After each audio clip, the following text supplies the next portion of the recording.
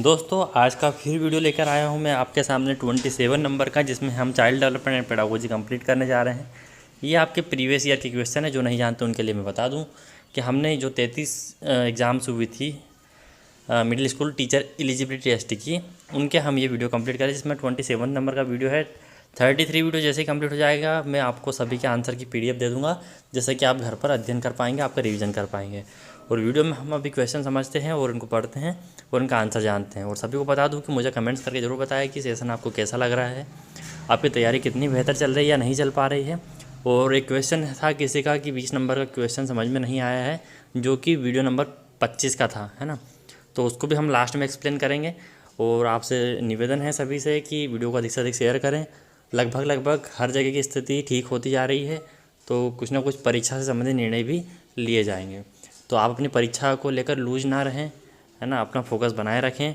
और आप सभी को यदि पता हो, यदि आपने विजिट नहीं किया है तो कर लो, क्योंकि मैंने चैनल पर इंग्लिश भी चालू कर दी है, और वो भी बेसिक लेवल से बिल्कुल हाई लेवल तक, यानी कि जिसको जीरो लेवल से भी नहीं आता होगा ना, वो भी बड़े अच्छा तरीके से पढ़ाई कर पाएगा। तो आपने यदि चैनल नहीं देखा तो प्लेलिस्ट बनाई मैंने इंग्लिश की, या फिर इस वीडियो के आई बटन में भी आप देख लेना, वीडियो मिल जाएगा आपको।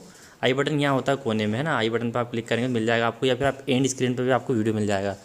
तो अधिक से अधिक उस वीडियो को शेयर कर दो, और हम उसमें आपकी जितनी भी क्वेरी रहेगी आप मुझे कमेंट्स करना। जो भी आपको इंग्लिश में समझ में नहीं आ रहा है कि हमें इंग्लिश में ये समझ में नहीं आ रहा है, हम लेवल बिल्कुल बेसिक से हाई रखेंगे। आपको कोई सा भी ऐसा क्वेश्चन नहीं रहेगा PEV का या किसी भी एग्ज़ाम का जो आपसे ना बने।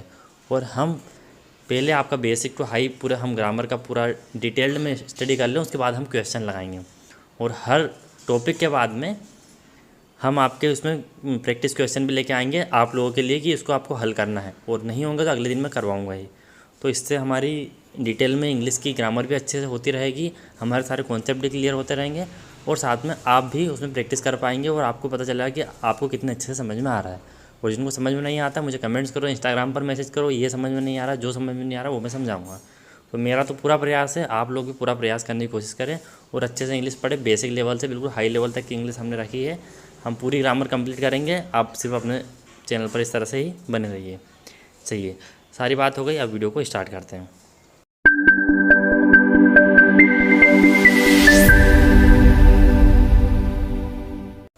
पहला क्वेश्चन है हमारा, स्मृति के किस हिस्से में चेकिंग यानी खंडन होता है।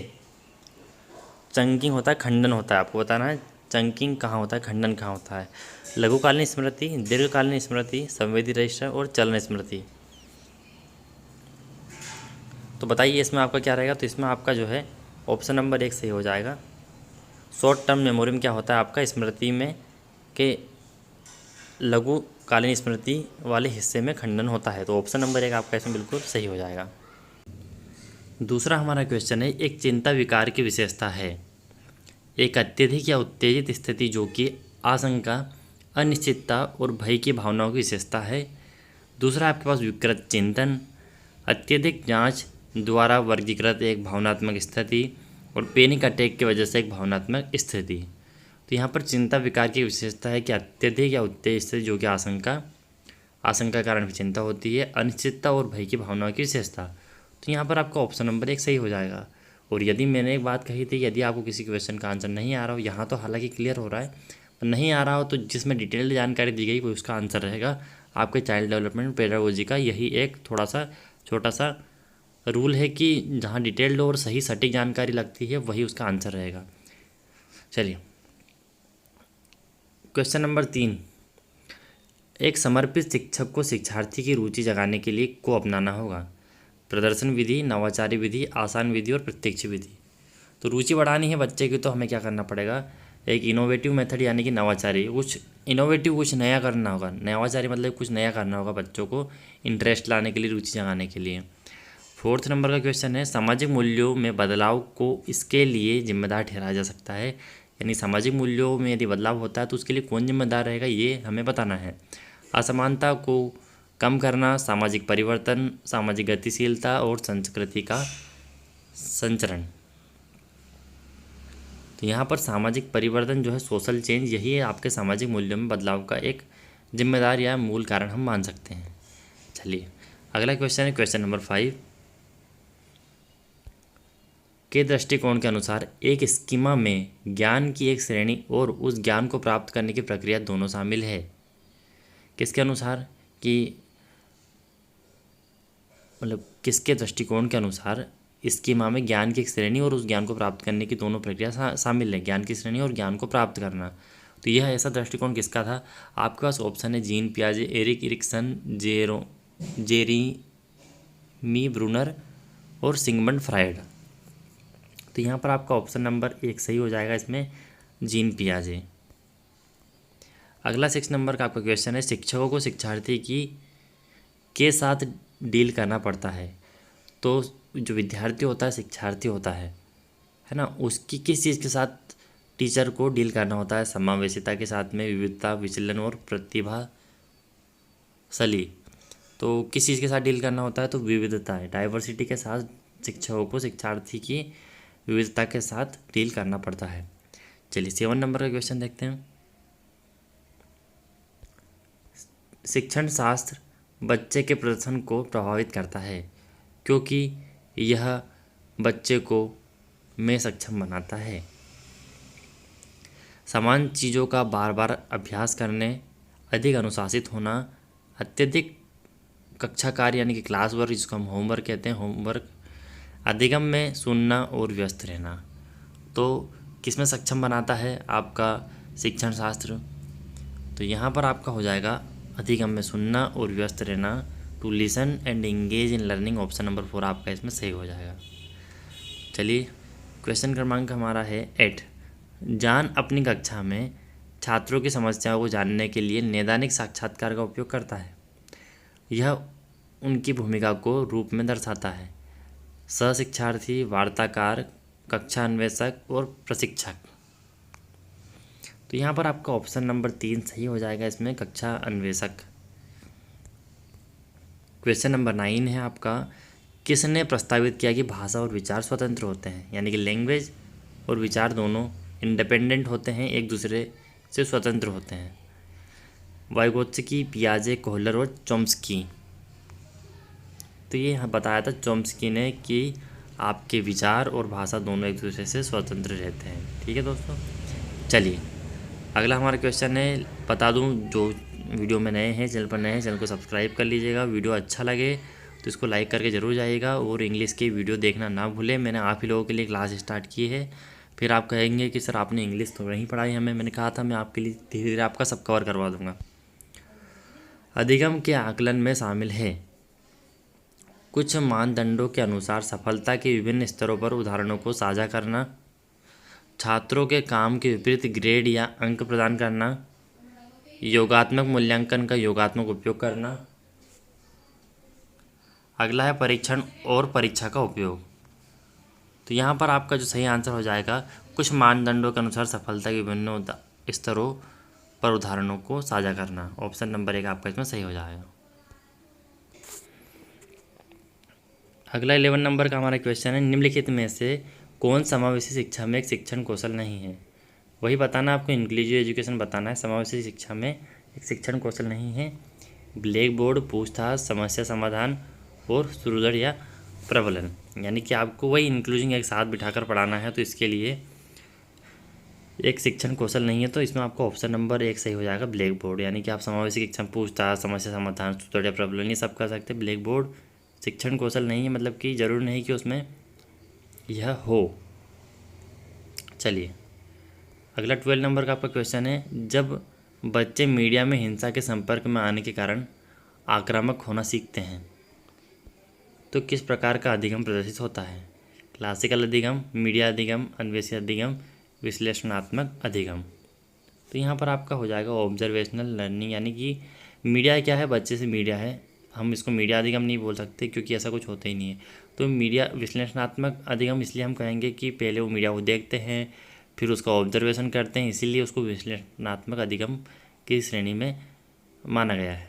चलिए 30 नंबर का आपका क्वेश्चन है, बुद्धि लब्धि है शारीरिक आयु बटे मानसिक आयु में गुणा में 100, शारीरिक आयु इंटू 100 बटे में मानसिक आयु। तो आपकी बुद्धि लब्धि के लिए कौन सा जो है सूत्र इसमें सही रहेगा वो आपको बताना है। तो यहाँ पर आपका मानसिक आयु, उसके बटे में शारीरिक आयु और इंटू में आपका 100, यानी कि मानसिक आयु हो गई आपकी, ठीक है, बटे में शारीरिक आयु हो गई, जैसे कि हम प्रतिशत निकालते उसी तरह गुणित 100। तो ये मानसिक शारीरिक की तुलना मानसिक आपका ये शारीरिक हो गया मान, और यहाँ पर मानसिक मान आ जाएगा तो हमें पता चल जाएगा कि शारीरिक की तुलना, पूरे शारीरिक की तुलना में मानसिक यानी बुद्धि कितनी है, ठीक है। तो ऑप्शन नंबर 4 आपका इसमें सही हो जाएगा। चलिए क्वेश्चन नंबर आपका 14 नंबर का है, अधिगम तब होता है जब बच्चा किसी को ध्यान से देखता है, इस अधिगम को के रूप में जाना जाता है। यानी बच्चा किसी को ध्यान से देखता है, किसी चीज़ को ऑब्जर्व करता है, तो वह किस अधिगम के अंतर्गत माना जाएगा? तो क्रिया प्रसूत, प्रयत्न त्रुटि, सामाजिक और अंतर्दृष्टि। तो यहाँ पर आपका सामाजिक अधिगम सोशल लर्निंग हो जाएगी। ऑप्शन नंबर 3 आपका इसमें सही रहेगा। 50 नंबर का आपका क्वेश्चन है, शिक्षार्थी जो शैक्षिक योग्यता हेतु सबसे अधिक इच्छा रखते हैं उन्हें कहा जाता है? प्रदर्शन परिहार उन्मुखीकरण, प्रदर्शन दृष्टिकोण उन्मुखीकरण, कार्य परिहार उन्मुखीकरण और महारत उन्मुखीकरण। तो यहाँ पर आपका ऑप्शन नंबर 4 सही हो जाएगा, महारत उन्मुखीकरण। शिक्षार्थी जो शैक्षिक योग्यता हेतु सबसे अधिक इच्छा रखते हैं उसको महारत उन्मुखीकरण कहते हैं। अगला आपका 60 नंबर क्वेश्चन है, कई क्षमताओं को एक साथ रखा जाना कहलाता है। यानी कि आपको कई प्रकार की योग्यताओं को एक साथ रखना क्या कहलाता है? बुद्धि, रुचियाँ, मनोवृत्ति या व्यक्तित्व। तो उसको कहते हैं बुद्धि, इंटेलिजेंस पावर बोलते हैं उसको, जिसके कारण आप सभी कई क्षमताओं को एक साथ रख सकते हैं। चलिए 17 नंबर का हमारा क्वेश्चन है, संज्ञानात्मक विकास के सेंसरी मोटर चरण में कितने उपचरण होते हैं? 7, 5, 6 और 8। तो यहाँ पर आपका हो जाएगा ऑप्शन नंबर 3 सही हो जाएगा, 6। चलिए 18 नंबर का आपका क्वेश्चन है, निम्नलिखित में से कौन एक बच्चे की विलक्षणता नहीं है जिसके माता पिता अधिनायकवादी अथॉरिटेरियन हैं? अमित्र, एकांतप्रिय, स्वतंत्र या अंतर्मुखी। यहाँ पर आपका जो है स्वतंत्र। तो स्वतंत्र एक बच्चे की स्वतंत्रता जो रहती है वह क्या एक बच्चे की विलक्षणता नहीं है, ठीक है। यहाँ पर लिखा है कि हुज पेरेंट्स आर ऑथोराइजेशन, यानी कि जो अपने माता पिता के बस में रहता है या फिर उनकी अथॉरिटी में ही रहता है, तो स्वतंत्रता उसका एक लक्षण नहीं रहेगा।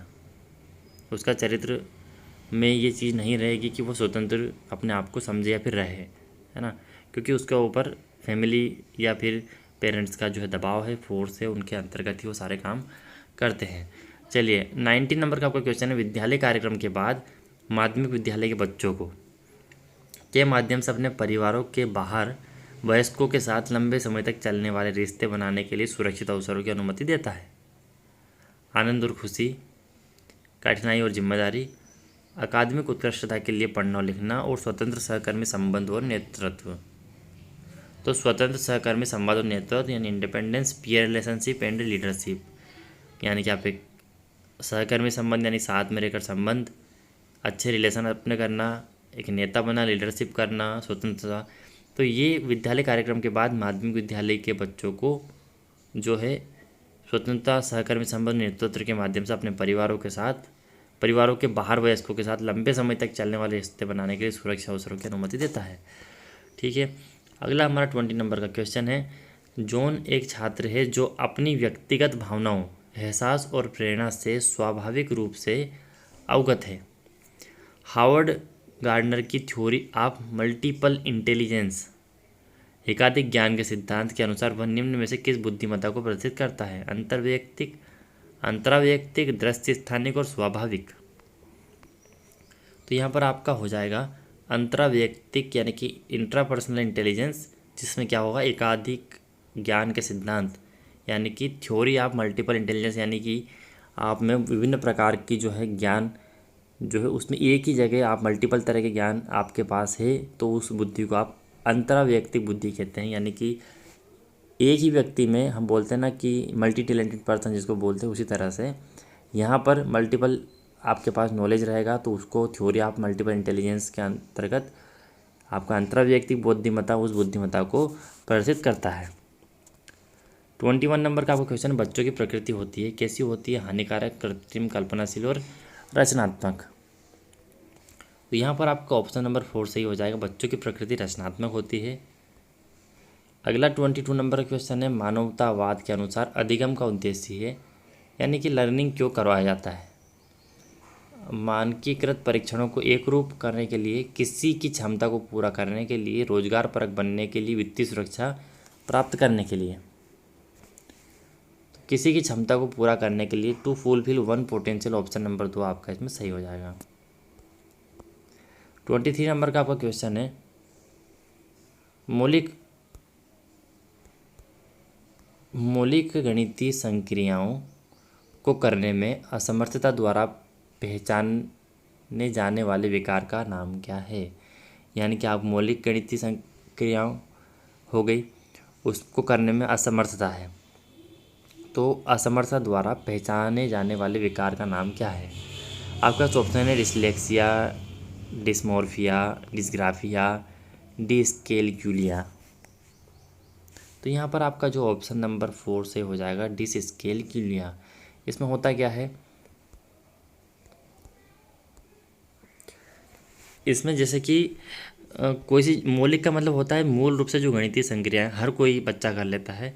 हर किसी में थोड़ी सी गणितीय संक्रिया करने की जो है, जो बेसिक मैथमेटिकल ऑपरेशन हर कोई थोड़ा बहुत कर लेता है, लेकिन उनको करने में असमर्थता किसी को होती है। उनको करने में इनेबिलिटी, यानी वो अपने आप को सक्षम नहीं समझता है, तो हमें लग जाता है कि ये इसको करने में असमर्थ है। तो उसकी असमर्थता से हमें क्या पता चलता है कि इसको क्या विकार है, तो उसको हम कहेंगे डिस्कैलकुलिया।